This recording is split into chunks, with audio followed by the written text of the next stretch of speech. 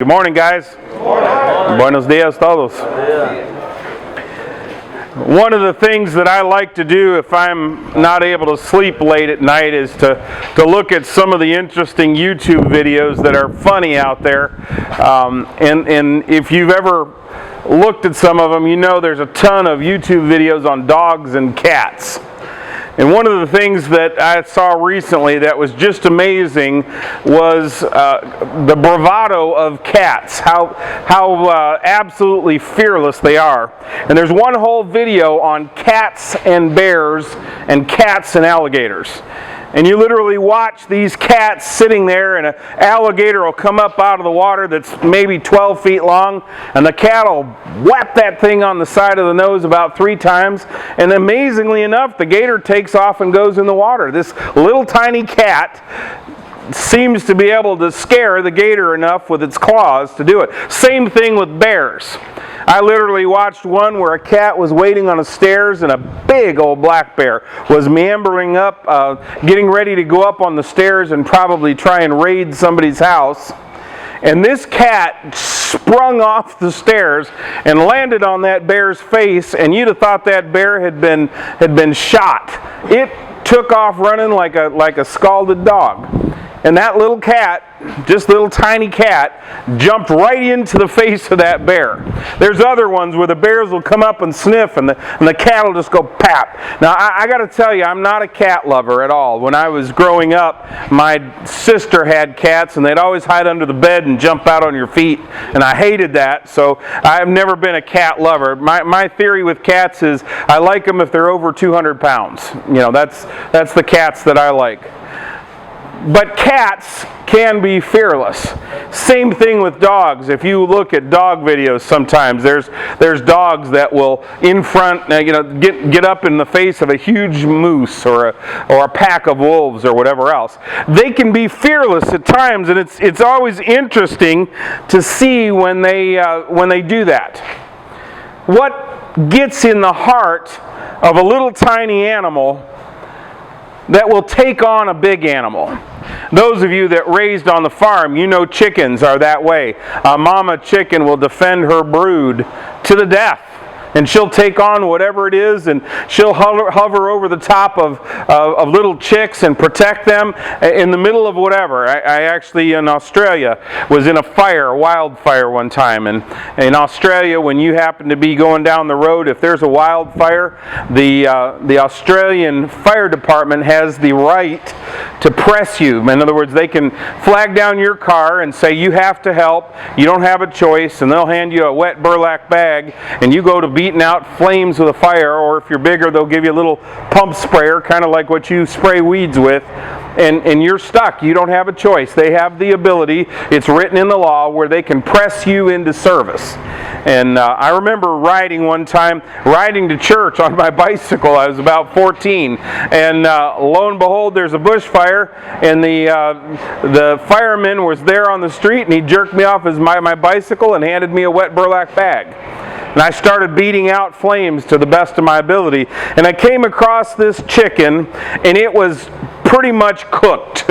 It was feathers all burned off of it. It was clearly dead, pretty much cooked. And I looked at it, and I kicked it, and out came these chicks that had been underneath it.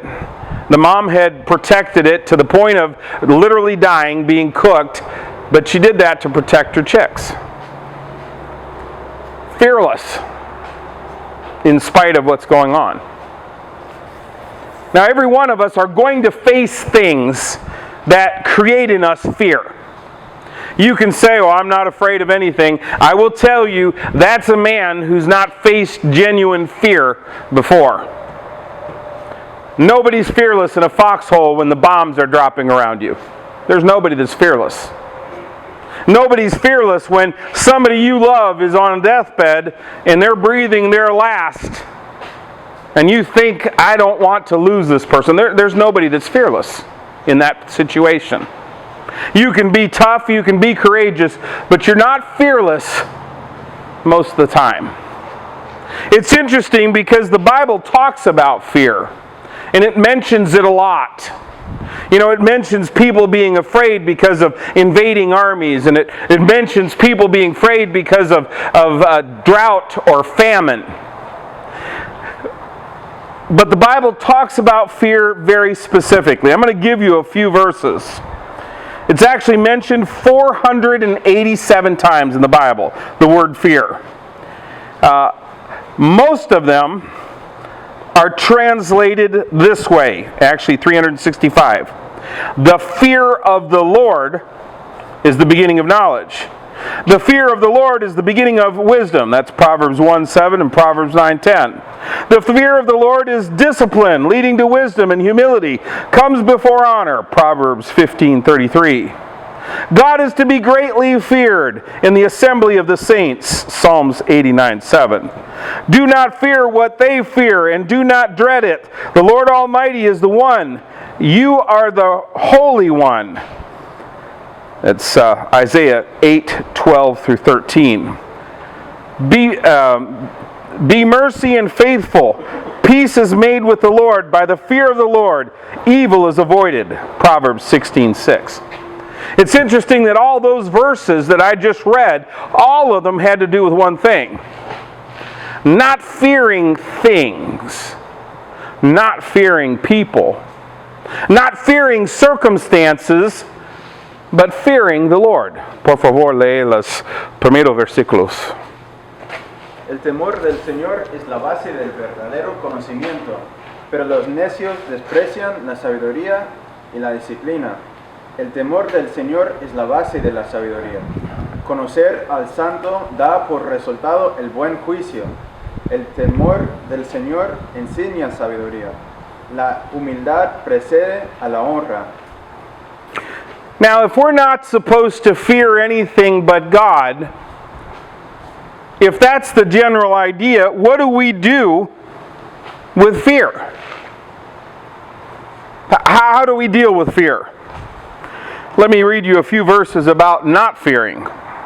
Fear thou not, for I am with thee. Be not dismayed, for I am thy God. I will strengthen thee. Yea, I will help thee. I will uphold thee with the right hand of my righteousness. Isaiah 41:10.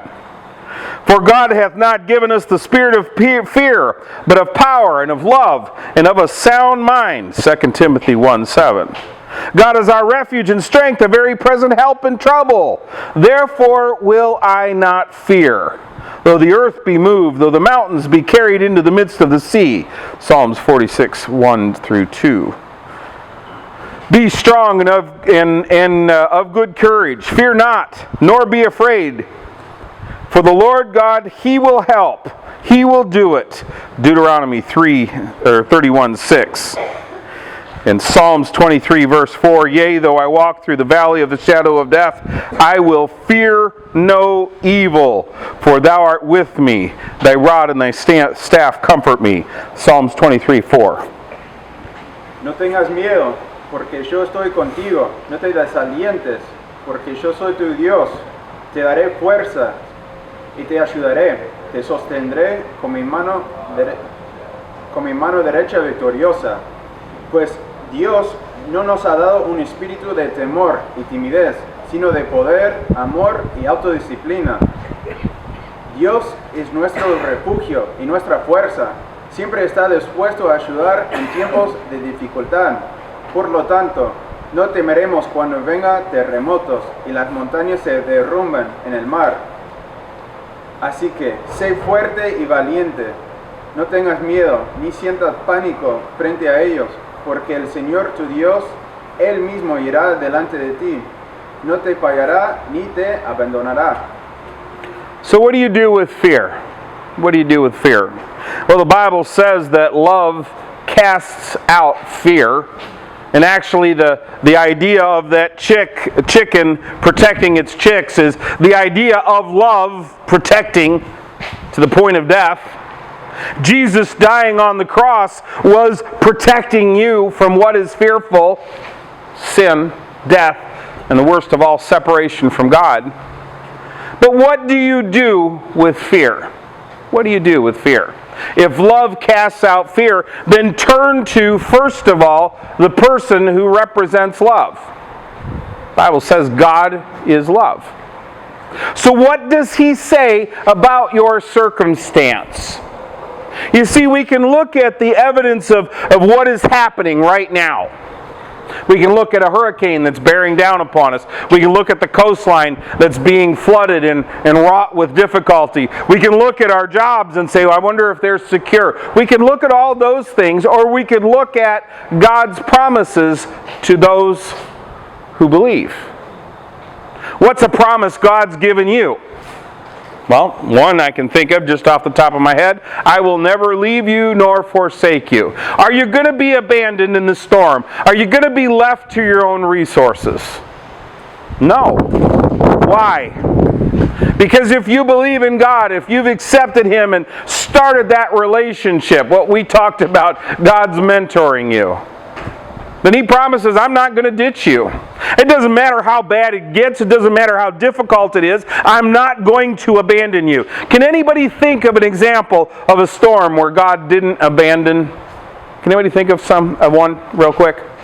Somebody that has Bible knowledge. Noah, all right. Noah, here comes the flood to destroy the sinners of the earth. And what did God do? Prepared Noah, helped him over 100 years build a huge ship, helped him put all the animals inside the ship, shut the door, and when the storm came, what happened? Noah floated above. God sustained him. God protected him. God protected him and his family. Why? Because he believed. What about some disciples going to the other side across the Sea of Galilee? Do you remember that story? Oh, here they were.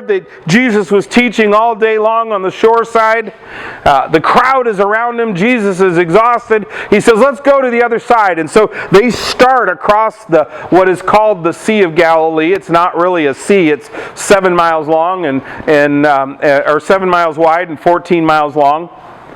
And they start across, and this huge storm comes up. And in the Sea of Galilee, because it's a bowl with rounded sides, with mountains around, the waves can be 14 to 20 feet at their worst. I actually have a video of 14-foot waves on the Sea of Galilee.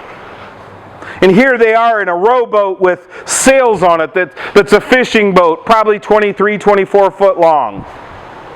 And the waves start coming over the sides, and the boat begins to sink. And the disciples are panicking, and they're going, what are we going to do? God, don't you care? Jesus, don't you care that we're about to die in this storm? It's getting bad. It's getting really bad. Jesus is asleep. He's asleep on a cushion. He's tired. And he wakes up, and they're there with water coming over the side, and these men are fishermen who have been through storms. They're all panicking. We're going to die. Jesus gets up and says the two things that aren't present at that time. He says, peace, be still. And all of a sudden the winds stop, and the rain stops, and the waves calm down. And there's a calm. And he looks to him and he says, why were you afraid? Didn't I say we're going to the other side? I didn't say we're going to go halfway across and sink. We're going to the other side. You see, when you're in the midst of life's storms, the difficulties, the trials, what you grasp onto is what Jesus has said, the promises that you've been given. My God shall supply all your needs according to His riches in glory, even to the called. Do you know that God will supply your needs if you're a believer? If you're walking after Him? Nahum 1:7, the Lord is good, a stronghold in the day of trouble. He knoweth them that trust in Him.